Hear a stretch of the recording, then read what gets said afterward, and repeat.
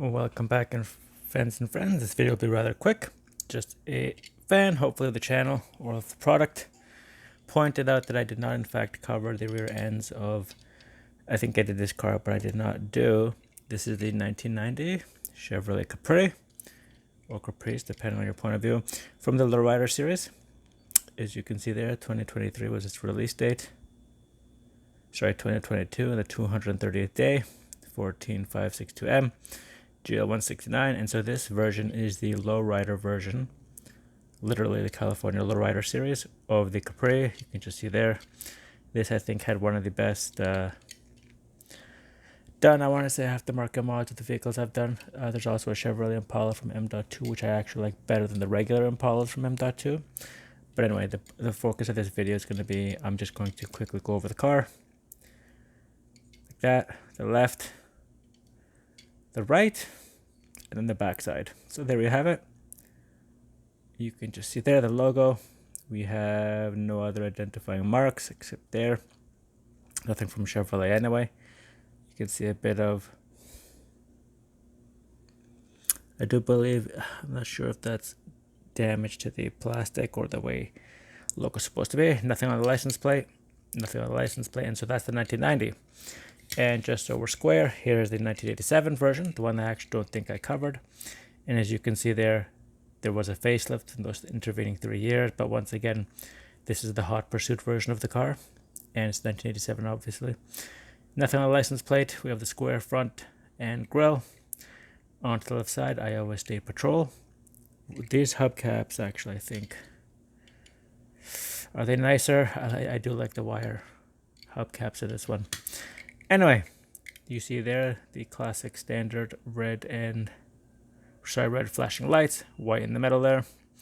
Nice and easy to see through the cabin. And then finally here, the rear end of this car, which I do believe is the part I did not cover. So we have Chevrolet, silver on beige. And then we have on this side, Capri Classic. So it is therefore a Capri Classic version of the car as released. And we have State Trooper right in the middle. Once again, nothing on the license plate. Everything nice and evenly done. And highly reflective. These are not inserts. It's simply the stamping painted over. And onto the right side, you have everything nearly identical, including the mark of Chevrolet just behind the rear window. Nice and easy to see in the cabin. And once again, I was just talking about how these are actually rather nice hubcaps in terms of green lights releases, although I do like these ones too. If they're a little bit more detailed, I like them way better. Anyway, so there we have it, the rear ends of the vehicle. You can just see the difference. So basically, this car on the right, the lowrider, is essentially the same casting as the one on the left. So what they have done, and I think I covered this in the previous video, you can just see there how the lowrider has had the front and rear end of the car dipped. And also this part, the part that holds the axles, let's just say axles for the wheels, is far lower, nearly in line with the base of the car, while this is just a little bit more raised. While the non-lowrider version of the car has this part much more,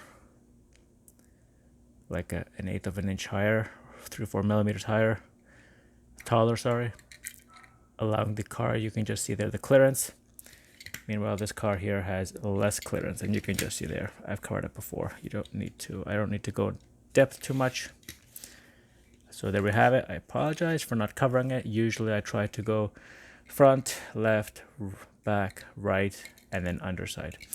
And just how we know the underside is identical, you can just see there. It is nearly absolutely identical, except for the top one has the axles more flush with the middle of the vehicle, while the bottom one has it bulging out. Everything else, except the gas tank, major difference, however, I do see it now, is the GL169 casting. That's because it is rather different, so they should have probably given it like a GL169A, GL169B to tell us the difference. So there it is on the bottom, and then here it is on the top. So if it's read properly, it'll be like that.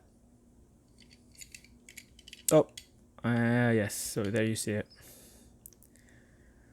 I don't know which one's earlier. I do believe 2021, and this one is 2019. So in fact, the lowrider casting is newer. So this one here will be the newer one. You can just see there, 2021. And then this police car, although it is a later release, is in fact based off of a 2019 casting. And also from the release date, you can see it's 236 of 22, while this is almost exactly a year later at 238 of, oh sorry, they're both 2022. I thought one was 2023. I apologize, they're within 2 weeks of each other. Sorry, 2 days of each other they were released. So there you have it. Front to back of, you can see the similarities, although this one has single front lights, this one has split, and onto the back a few minor cosmetic changes, but the dual layered turning signal and braking lights are eerily similar to each other. So fans and friends, thanks for watching this recap of a car I already did, but like I said, didn't cover it. Thanks for watching. This is Thomas from Toronto, and till the next one.